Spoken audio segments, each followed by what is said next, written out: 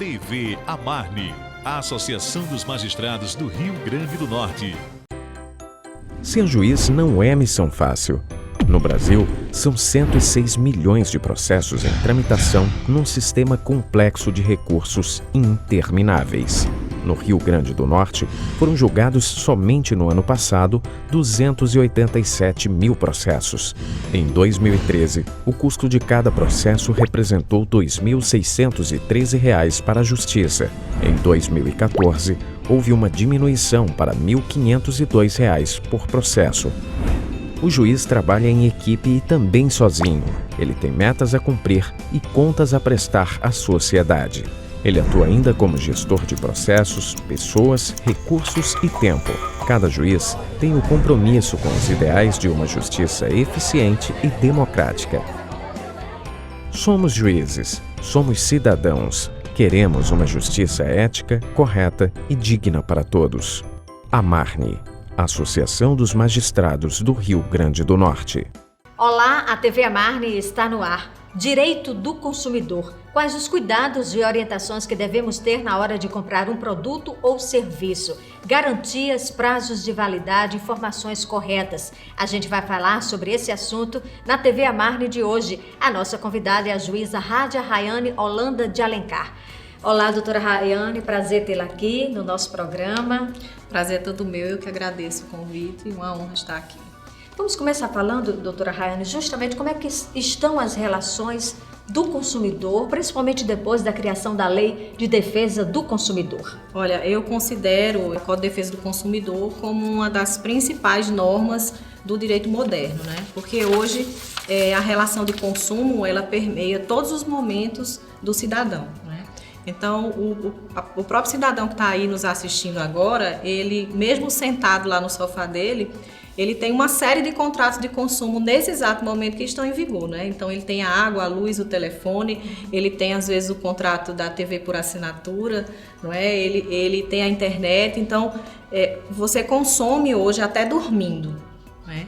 E é diante dessa percepção que o legislador percebeu a necessidade de ter uma codificação que protegesse o consumidor dentro desse ambiente, que pode se tornar um ambiente muito hostil ao cidadão, ou seja, o cidadão pode vivenciar um inferno diante dessa perspectiva de que ele precisa consumir o tempo inteiro, né?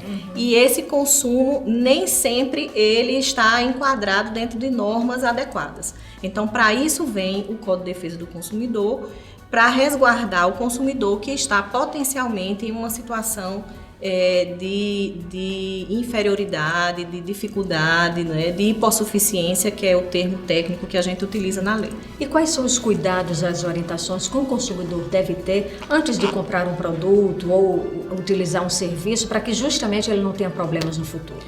Olha, o principal direito do consumidor, que eu considero a maior arma que o consumidor pode ter dentro desse ambiente, nem sempre um ambiente amigável, é o direito à informação. E esse direito ele é tão importante que dele derivam muitos outros direitos. Por exemplo, tudo que o fornecedor, ou fabricante, ou comerciante falar, disser, ainda que seja na publicidade, ela vincula o fabricante. Desse direito que vem, derivado do direito da informação, é que vem, por exemplo, se nós tivermos uma informação contraditória. Então, nós temos uma informação de preço, por exemplo, numa etiqueta e uma no cartaz. O que vai valer? Vai valer o que for mais favorável ao consumidor. O menor preço. Ou vai valer o menor preço.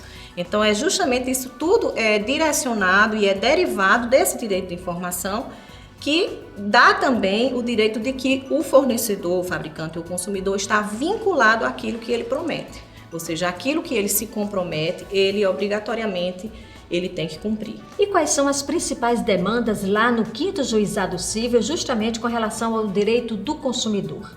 Olha, as demandas de consumo são as mais variadas e fartas possíveis, né? Nós temos demandas bastante comuns, e aí é uma questão muito oportuna de ser esclarecida, atendente, por exemplo, à garantia de produtos. Esse é um bem comum. Então, você tem ali aquela garantia contratual de 90 dias para os bens que não são duráveis, ou os serviços, e e 1 ano para os bens que são duráveis, né? Então, dentro desse momento, o que é que acontece? O consumidor tem o direito de ter o produto em perfeito estado de funcionamento ou o serviço em perfeita condição de atuação. Quando isso não ocorre, surge aí um direito para o fornecedor de consertar o produto no prazo de 30 dias. E com relação à propaganda enganosa, doutora Rayane, é muito comum esse tipo de caso? Olha, a propaganda é um limite bem tênue, é um limite não tão fácil de ser traçado. Então, por exemplo, se eu tenho uma propaganda que diz esse é o melhor produto do mundo, isso a gente não considera uma propaganda enganosa. Ninguém elegeu aquele produto como o melhor do mundo, não houve uma eleição, não houve... É realmente o que a gente chama gabolice, é a gabolice Agora, se, por outro lado, é veiculado uma oferta ao consumidor de um preço, ou de uma determinada condição, ou de que comprando aquele produto você ganha uma determinada coisa, isso tem que ser rigorosamente respeitado, justamente em função desse princípio que o fornecedor está vinculado à sua oferta. Então, ele deixa de ser propaganda e passa a ser realmente uma oferta. Qualquer consumidor pode se dirigir ao PROCON ou ao juizado especial para reclamar de uma determinada propaganda, se entender que ela está extrapolando os limites da boa-fé, né? E ela está sendo realmente praticada de má-fé. E o consumidor tem direito ao arrependimento, por exemplo, se ele não gostou do produto, o produto não atendeu às suas expectativas? Como é que ele deve proceder? Esse direito ele não existe na lei.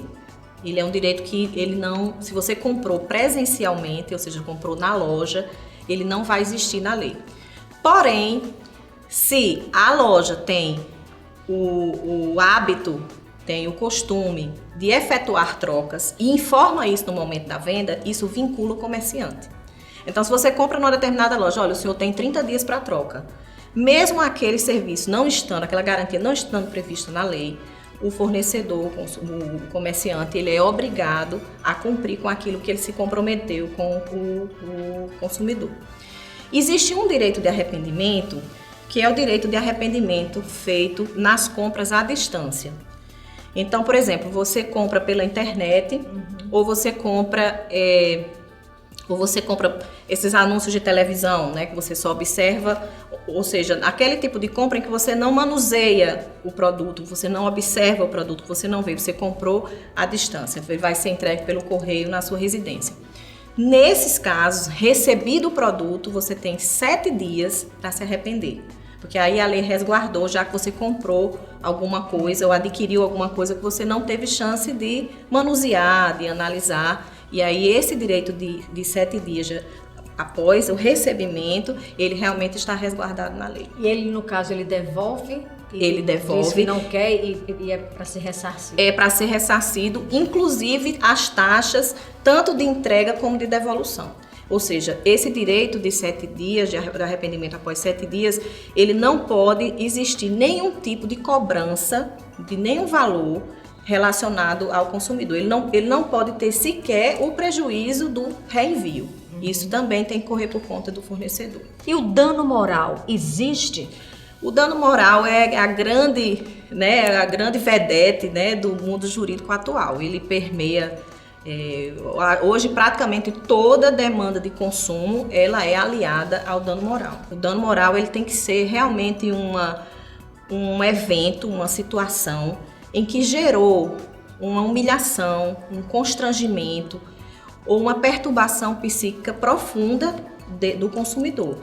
Ele não é para qualquer situação banalizada. Por exemplo, que situação? Por exemplo, é muito comum o consumidor, olha, minha televisão quebrou, então eu vou pedir dano moral. Não. Isso nós consideramos, a justiça considera, mero aborrecimento. É o aborrecimento do dia a dia, nós não estamos negando que o consumidor se aborreceu. Obviamente, dentro de um ambiente humano, ele se aborreceu. Mas o dano moral, ele tem que ser uma coisa superior, que fere realmente a dignidade do consumidor. Só para a gente finalizar, a última orientação para quem está em casa, se tiver algum problema para dar uma entrada no 5º Juizado Civil, qual é o procedimento? Todos os juizados estão unificados no seu setor de ajuizamento.